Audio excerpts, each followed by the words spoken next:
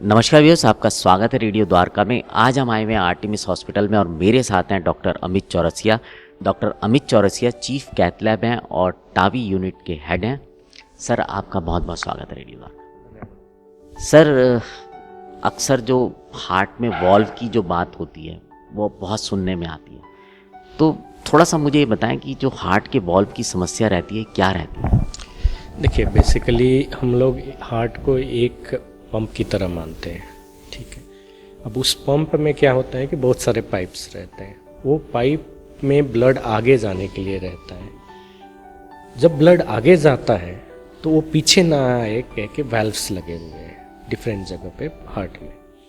जैसे घर में भी रहता है, पाइप में वाल्व लगे रहते हैं ताकि पानी वापस ना आए, ऊपर जाने वाला पानी वापस ना आए कह के। वैसे ही है, बात करें तो हार्ट में 4 चैम्बर है। राइट साइड में 2 चैम्बर है, लेफ्ट साइड में 2 चैम्बर है। राइट साइड के दोनों चैम्बर के बीच में एक वाल्व है जिसको हम लोग ट्राइकस्पिड वाल्व बोलते हैं। सब इम्प्योर ब्लड राइट के ऊपर वाला चैम्बर में आता है जिसको हम लोग राइट एट्रियम बोलते हैं। उसके बाद नीचे राइट वेंट्रिकल में जाता है। जब राइट वेंट्रिकल से पंप होता है ब्लड तो आगे वाला पाइप ले जाके लंग्स में ले जाता है। तो पहला वाल्व हमारा राइट एट्रियम और राइट वेंट्रिकल के बीच में है ताकि वो ब्लड वापस ना जाए, आगे जाए, लंग्स की तरफ जाए।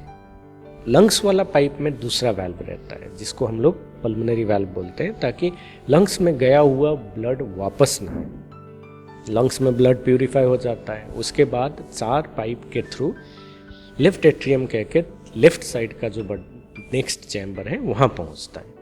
वहाँ से ब्लड लेफ्ट वेंट्रिकल में पहुँचता है। लेफ्ट वेंट्रिकल से जब ब्लड पंप होता है तो आगे पूरी शरीर में जाता है। लेफ्ट वेंट्रिकल और लेफ्ट एट्रियम के बीच में एक वाल्व रहता है जिसको हम लोग माइट्रल वाल्व बोलते हैं। माइट्रल वाल्व का काम क्या है कि वापस से ब्लड लंग्स में ना जाए कह के रोकने के लिए है ताकि आगे जाए। आगे जाने वाला जो मेन पाइप है उसके बीच में भी एक वाल्व रहता है, उसको हम लोग एओर्टिक वाल्व बोलते हैं। और एओर्टिक वाल्व को हम लोग एक तरीके से ना हार्ट की गेट कीपर बोलते हैं ताकि हार्ट से जो ब्लड निकले पूरी शरीर में चले जाए, पीछे ना आए कह के रहता है। तो ये हुआ एक हार्ट वाल्व का ना डिस्क्रिप्शन जो मैं बताना चाहता था। अब बात ये है कि कोई भी वाल्व हो उसमें समस्या आने की तो कारणें रहती हैं। जैसे घर के वाल्व में भी तो खराबी हो सकता है, खराबी होता है तो हम लोग वाल्व चेंज करते हैं। वैसे ही हार्ट के वाल्व में भी 2 किस्म की खराबी हो सकती है। एक सिकुड़न आ सकता है जिसको हम लोग माइट्रल मीन्स स्टेनोसिस बोलते हैं जनरल भाषा में अगर बोला जाए। तो अब कोई भी वाल्व में ये सिकुड़न आ सकता है। दूसरा है कि वाल्व अच्छे से क्लोज ना हो और लीक शुरू हो जाए, या वाल्व के जो बंद करने वाला जो तत्व रहता है वो टूट जाए तो लीक करना शुरू हो जाए, जिसको हम लोग रिगर्जिटेशन बोलते हैं। साधारणतः बच्चों में जो हम लोग देखते हैं जेनेटिक कॉज के चलते भी लीक हो सकता है या सिकुड़न हो सकता है। थोड़ी सी एज बढ़ाते हैं 5 से 15 साल में, अगर गले में इन्फेक्शन हुआ है, आपने सही तरीके से एंटीबायोटिक या ट्रीटमेंट नहीं कराया है, तो वो जो स्ट्रेप्टोकोकस कीटाणु रहता है वो एक तत्व निकालता है जो जाके हार्ट की वाल्व्स को डिस्ट्रॉय करता है। मतलब थोड़ा सा गला खराब होने की जो समस्या होती है वो सीरियस हो सकती है। वो भी सीरियस हो सकती है। तो वो जाके जब खराबी करती है तो 2 किस्म का, इसमें क्या होता है कि एक सिकुड़न भी हो सकता है और वो लीक भी करा सकता है। अब वो कहाँ पे डैमेज की है उस पे होता है। ज़्यादातर यंग एज में जो होता है वो सिकुड़न होता है, और माइट्रल वाल्व में पर्टिकुलरली जो इन्फेक्शन के चलते होता है वो सिकुड़न के चलते होता है। तो हम लोग बोलते हैं जो सिकुड़न के चलते हुआ है वो रिमेटिक हार्ट डिजीज़ है, वो इन्फेक्शन के कारण में, बचपन में हुआ इन्फेक्शन के कारण है। धीरे धीरे एज जब बढ़ते जाता है तो सब कुछ में वेयर एंड टियर तो आता ही है। नेचुरल घर के वाल्व में भी आता है तो यहाँ पे भी आता है। तो कई बार क्या होता है कि या तो कॉर्डेट टूट जाते हैं जिसके चलते लीक शुरू हो जाता है, या वहाँ पे चूना जमा शुरू हो जाता है जिसके चलते सिकुड़न हो सकता है। माइट्रल और एओर्टिक वाल्व, लेफ्ट साइड वाला जो वाल्व है वो सबसे ज़रूरी वाल्व हम लोग बोलते हैं क्योंकि सब कुछ आगे ब्लड ले जाने में उनकी मदद है। तो अगर सिकुड़न होता है गेट कीपर वाला जो एओर्टिक वाला है वो एओर्टिक स्टेनोसिस बोलते हैं। जो एज के चलते होता है वहाँ चूना जमा होने के चलते होता है।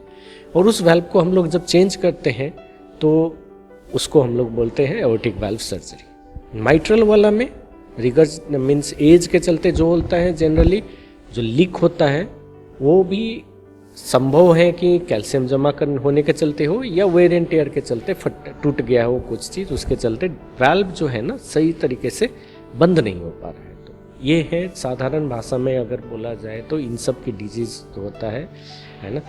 तो इसी को हम लोग माइट्रल रिगर्जिटेशन, माइट्रल स्टेनोसिस या आयोटिक रिगर्जिटेशन, आयोटिक स्टेनोसिस बोला जाता है। अच्छा सर, अक्सर बड़ी उम्र में जब वॉल्व की समस्या आती है, ये इनमें से किसी भी तरह की जब समस्या बड़ी उम्र में आती है तो कई बार पेशेंट को इलाज नहीं मिल पाता, सर्जरी की उसकी शायद बॉडी झेल ना पाए, क्षमता ना हो, या कई बार रिस्क रहता है, डॉक्टर भी एडवाइस नहीं करते। ऐसी स्थिति में जो मरीज आते हैं उनको क्या उपचार, क्या उपाय रहता है? अब देखिए, कोई भी वाल्व खराब होता है तो हम लोग उसको बदलते हैं। तो साधारण तो पुराने ज़माने में छाती खोल के हम लोग उसको ओपन सर्जरी करके चीरा लगा के हम लोग चेंज किया करते थे। मगर अगर अभी का देखा जाए तो आदमी की उम्र भी बढ़ने लग गई है। जैसे उम्र बढ़ते गई है तो नई नई तरीके का वाल्व की समस्या आने लगे और उनकी ट्रीटमेंट हम लोग कई बार सर्जरी के थ्रू कर नहीं सकते हैं क्योंकि एज ज़्यादा होता है। किसी में सांस की बीमारी रहती है, किसी में डायबिटीज़ एकदम अनकंट्रोल रहता है, उनमें इन्फेक्शन का चांस रहता है। किसी में क्या होता है कि जो पूरा पाइप है ना वहीं कैल्शियम डिपॉजिट होता है, जो सर्जरी पॉसिबल नहीं होता है। तो इनमें अभी के टाइम में हम लोग पैर के रास्ते से जाके ही ये सब वाल्व रिपेयर कर सकते हैं। अगर हम लोग देखें तो इनिशियली एओर्टिक वाल्व में ही हम लोग डायरेक्ट जाके वाल्व लगा के, ठीक है ना, उसको हम लोग खोल के आया करते थे। इसको हम लोग टैवी टैवर बोला करते थे। तो ये काफ़ी आजकल सब जगह में उपलब्ध है, सब जगह नहीं बोलूँगा, मेजर हॉस्पिटल्स में उपलब्ध है। मगर माइट्रल वाल्व में उल्टा है। माइट्रल वाल्व में जब लीकिंग शुरू हो जाता है तो आदमी की सांस की दिक्कत रहती है। दूसरी बात यह है कि ये ज़्यादा कॉम्प्लेक्स डिजीज़ है, तो इसको हम लोग क्लिप किया करते हैं। जो अब रोकना चाहूँगा, माइट्रल वाल्व वो वाल्व जो फेफड़ों में ब्लड को लेके जाता है? नहीं, माइट्रल फेफड़ों से वापस आया हुआ ब्लड को दो चैम्बर के बीच में जो वाल्व रहता है वो वाला है। हाँ, तो अब उसको सिंस लीक करते टाइम में फेफड़े में जाएगा तो सांस की दिक्कत रहती है आदमी को। लोग सो नहीं पाते हैं कई दिन, सब बेड में खड़े रहते हैं, खांसी आते रहता है, तो काफ़ी सारे दिक्कत रहता है। तो उनमें हम लोग क्या करते हैं कि जो लिफलेट हैं दो वाल्व के, उनके बीच में जहाँ से लीक हो रहा है हम लोग क्लिप लगा दिया करते हैं, तो वो लीक बंद हो जाता है। लीक बंद होते ही क्या होता है कि मीन्स आदमी का सांस की दिक्कत ख़त्म हो जाती है एक। दूसरी बात यह है कि आदमी आराम से लेट पाता है। तीसरी बात यह है कि खांसी जो हो रहा था वो भी ख़त्म हो जाता है। ये प्रोसीड्यूर करने के इमीडिएट बाद हम लोग ये वाला प्रोसीड्यूर करते टाइम में लोगों को हम लोग वेंटिलेटर पे कुछ समय के लिए लेते हैं, प्रोसीड्यूर टाइम तक। उसके बाद हम लोग वेंटिलेटर से आउट कर देते हैं। जनरली प्रोसीड्यूर ख़त्म होने के बाद लोग चल फिर सकते हैं। नेक्स्ट डे ही हम लोग डिस्चार्ज करने की स्थिति में भी रहते हैं। तो क्लिप का एडवांटेज ये है कि जिनमें कुछ नहीं हो सकता है हम लोग क्लिप डालते हैं, जिसको माइट्रा क्लिप बोला करते हैं, और इमीडिएट नेक्स्ट डे हम लोग डिस्चार्ज कर सकते हैं इन पेशेंट को। सर, अगर मैं ये समझना चाहूँ कि जो माइट्रा क्लिप जो है सर्जरी, क्या वो ओल्ड एज के पेशेंट्स के लिए बहुत हेल्पफुल है? मतलब कुछ मुझे आप एग्जांपल के साथ भी अगर बताना चाहें तो। देखिए, ओल्ड एज का पेशेंट में तो बहुत ज़्यादा बेनिफिशियल है। एंड ये सब पेशेंट हैं जहाँ पे कि मीन सर्जरी हो नहीं सकता, कुछ भी नहीं कर सकते, तो ये तो बेनिफिशियल हैं ही उनके लिए। मगर यंग पेशेंट है, सपोज 40 साल का पेशेंट है, हार्ट फैला हुआ है, हार्ट की फंक्शन 15% है सपोज, सर्जरी हाई रिस्क हो जाता है उनमें।